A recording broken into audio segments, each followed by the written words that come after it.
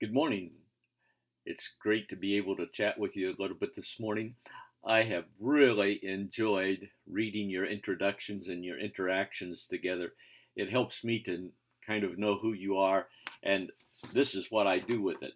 I put your name in the left hand column and where you're from and your church responsibilities, the size of your church, something about your church, usually the name, and then a little bit about your family or employment, just so I get to know you. And oftentimes, as I'm grading, I put that up on the wall in front of my desk. I glance up and say, "Oh, yes, that's who that is." And because I have a picture of most of you, I also get that picture in my head, which I've also downloaded onto my computer just so I remember who you are. I really appreciate the effort you've put into those. But I also recognize where you're at.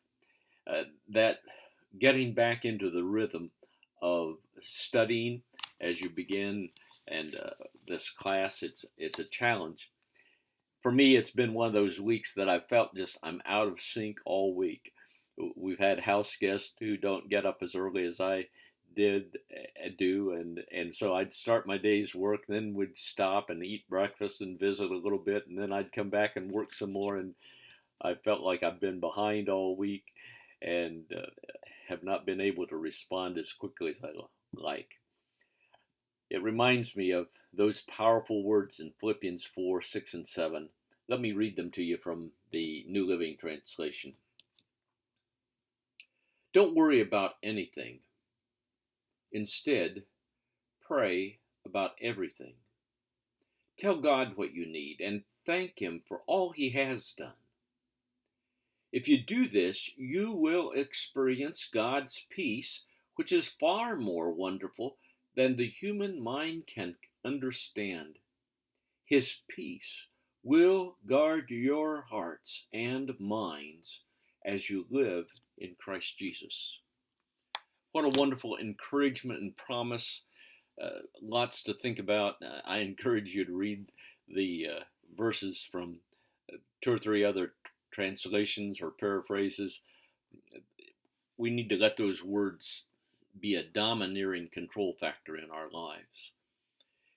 And it certainly is very relevant as I print out what the assignments are week by week, and I look at this sheet, and as an instructor, I nearly have a heart attack. And so I understand that you as a student have similar feelings.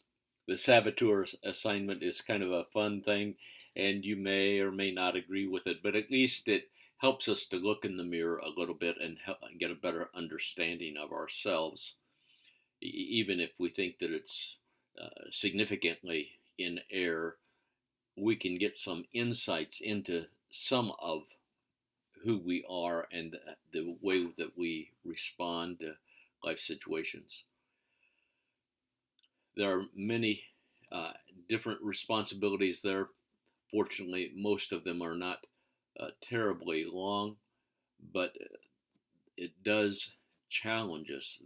The Chan material I think is superb, but it makes your brain do a lot of calculating and reflecting.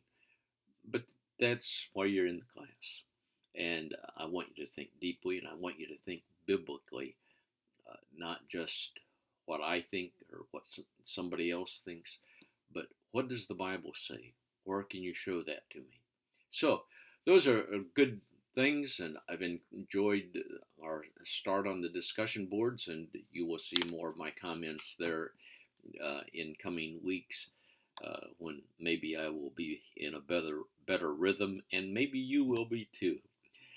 I just want to ask that you seek the Lord as you worship with His people this weekend. Let Him work in you and through you to bring glory and honor to His name and His kingdom purposes. God bless you.